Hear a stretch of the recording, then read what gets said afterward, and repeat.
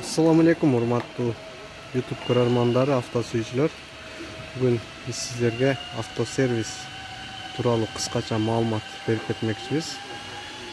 Москва шаарында Краснобогатырская дом 12-де кыргыз жигиттер замена масла, диагностика, ходовой часть бүт жасайт экен. Ушул жерге келип унааңыздарды тейлетип кетсеңиздер болот. Мындай кыргыз жигиттер ачыптыр. Аябай жакшы.